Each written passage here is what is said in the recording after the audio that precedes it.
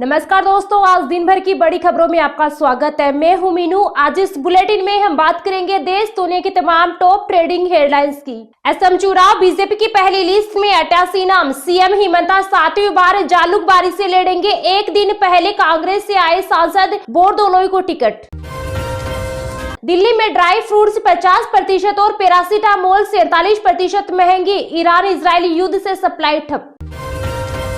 सरकार बोली एलपीजी डिस्ट्रीब्यूटरों के पास सिलेंडर की कमी नहीं, सप्लाई सामान्य, पैनिक बुकिंग में कमी। 6th generation fighter jet project में शामिल होने की तैयारी में भारत। यूरोप के 2 ग्रुप्स में किसी एक के साथ जुड़ सकता है। देश भर में नवरात्रि उत्सव, देवी मंदिरों में भीड़। महाराष्ट्र में गुड़ी पड़वा मनाई जा रही। मोदी ने हिंदू नववर्ष पर 9 तरह से शुभकामनाएं पोस्ट की।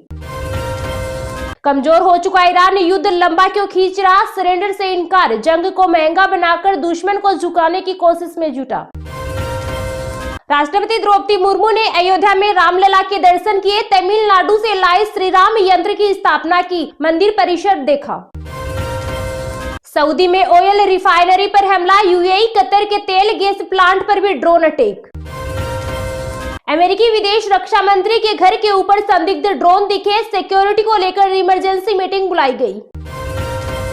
पहले जापान को पछाड़ा, अब जर्मनी की बारी। 2030 तक भारत बनेगा तीसरी सबसे बड़ी अर्थव्यवस्था। इजरायली एयर स्ट्राइक में ईरान के इंटेलिजेंस मंत्री की मौत। राष्ट्रपति पेजेशकियान ने पुष्टि की। कतर पर हमले से 12 मुस्लिम देश नाराज। सऊदी बोला ईरान सब्र का इम्तिहान न ले, हमारे पास जवाब देने की ताकत। पीएम मोदी की 24 घंटे में 5 राष्ट्रीय अध्यक्षों से बातचीत। मैक्रो से बोले पश्चिम एशिया में तनाव कम करना जरूरी। दिल्ली में भाजपा आप कार्यकर्ताओं के बीच झड़प। पालम अग्निकांड की शोक सभा में पहुंचे केजरीवाल। जंग के चलते क्रूड दोगुना $146 पहुंचा। पेट्रोल डीजल महंगा हो सकता है। पंजाब ने राजस्थान से मांगा पानी का पैसा। सीएम भगवंत मान बोले 1.44 लाख करोड़ दो या पानी छोड़ो। ट्रंप बोले कतर पर फिर हमला बर्दाश्त नहीं, बड़ी कार्रवाई करेंगे। राज्यसभा के 33 सांसदों पर क्रिमिनल केस। इनमें भाजपा के सबसे ज्यादा 27 सांसद। ईरान के तेल से बैन हटा सकता है अमेरिका। ओमान बोला ईरान से जंग ट्रंप की सबसे बड़ी गलती। अमेरिकी इंटेलिजेंस चीफ बोली पाकिस्तानी मिसाइलों से अमेरिका को खतरा। रूस चीन इसी कैटेगरी में। ईरान युद्ध में नया मोड़। सऊदी अरब की घोषणा ने दुनिया भर में मचाई खलबली। दुनिया के सबसे बड़े प्राकृतिक गैस क्षेत्र पर हमले से भड़का ईरान। एक ही रात में 9 देशों पर की मिसाइलों की बौछार। मिडिल ईस्ट जंग की गूंज संयुक्त राष्ट्र तक पहुंची। ईरान ने सभी नुकसानों के लिए यूएई से मांगा मुआवजा। पंजाब सरकार का उपहार, 10 लाख रुपए तक का कैशलेस इलाज करवा सकेगा हर परिवार। भारत पाक सीमा पर दौड़ेगी रेल। 2 नई लाइनों का सर्वे तेज। सेना की आवाजाही और सप्लाई मजबूत करेंगी। राजस्थान में लगातार दूसरे दिन ओले गिरे। हरियाणा में बारिश से सड़कें डूबी। उत्तराखंड के केदारनाथ गंगोत्री धाम में बर्फबारी। तेल आपूर्ति की आखिरी आस पर महासंकट। होर्मुज के बाद यानबू को निशाना बना रहा ईरान।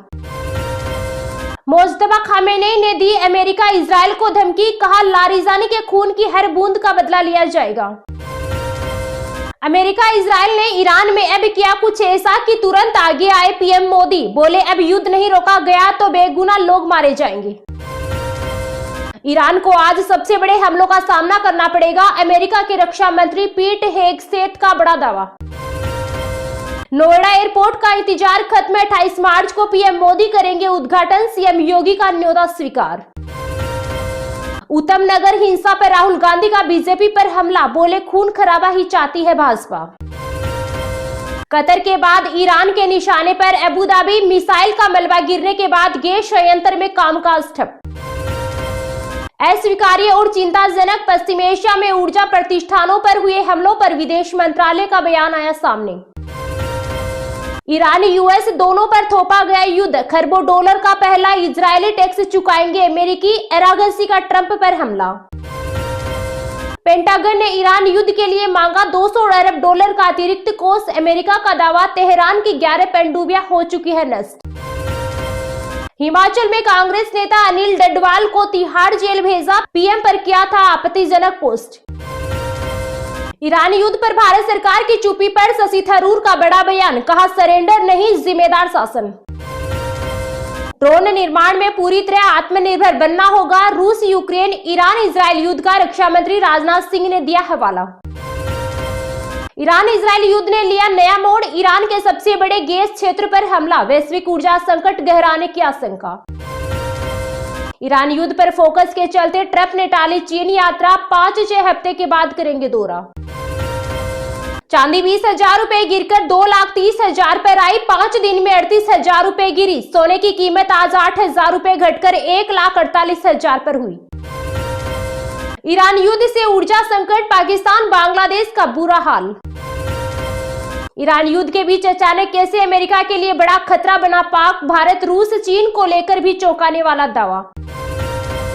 ये तो थी आज की कुछ टॉप हेडलाइंस। तो चलिए अब जानते हैं आज की कुछ महत्वपूर्ण खबरों को विस्तार से। अगले 2 दिन तापमान गिरेगा धड़ाम, आधे भारत में आंधी बारिश झमाझम बरसात, ओले वज्रपात से रहे सावधान। देश भर के विभिन्न राज्यों में आसमान पर बादल छाए हुए हैं और सूरज भी नरम पड़ गया है। मौसमी गतिविधियां होने से तापमान में गिरावट के बाद गर्मी से राहत मिल रही है। मौसम विभाग का पूर्वानुमान है कि अगले 24 से 48 घंटे के दौरान पहाड़ों पर मजबूत पश्चिमी विक्षोभ सक्रिय रहेगा, जिसके असर से उत्तराखंड, हिमाचल प्रदेश, लद्दाख और जम्मू कश्मीर के ऊंचाई वाले भागों पर मौसम खराब रहेगा। इस दौरान 30 से 50 किलोमीटर प्रति घंटे की रफ्तार से हवाएं चलेगी और मेघ गर्जन के साथ बारिश एवं बर्फबारी होगी। इधर समूचे उत्तर भारत में विक्षोभ के प्रभाव से बादलों की आवाजाही जारी है और 20 मार्च को दिल्ली, राजस्थान, हरियाणा, पंजाब, उत्तर प्रदेश, बिहार और मध्य प्रदेश के कुछ हिस्सों पर तेज धूल भरी आंधी व ओलावृष्टि के बीच आकाशीय बिजली गिरने का खतरा जताया गया है। खराब मौसम से रबी की फसल को व्यापक नुकसान की आशंका है। शुक्रवार को पूर्वोत्तर राज्यों ओडिशा, सिक्किम, झारखंड, छत्तीसगढ़ और पश्चिम बंगाल के कई स्थानों पर आंधी तूफान, तेज बारिश का अलर्ट जारी किया गया है। स्काईमेट ने कर्नाटक, केरल, तमिलनाडु, अंडमान और निकोबार द्वीप समूह है, महाराष्ट्र, विदर्भ और मराठवाड़ा में बादलों के बरसने के संकेत दिए हैं। उत्तर प्रदेश के कई जिलों में मौसम बदला हुआ है और आसमान बादलों से ढके नजर आ रहे हैं। पिछले 24 घंटे के दौरान पश्चिम यूपी में तेज हवाओं के साथ गिरी बौछारों ने तापमान पर बड़ा प्रभाव डाला है, जिससे गर्मी की छुट्टी सी हो गई है। दिल्ली एनसीआर में काले बादलों ने डेरा डाल दिया है।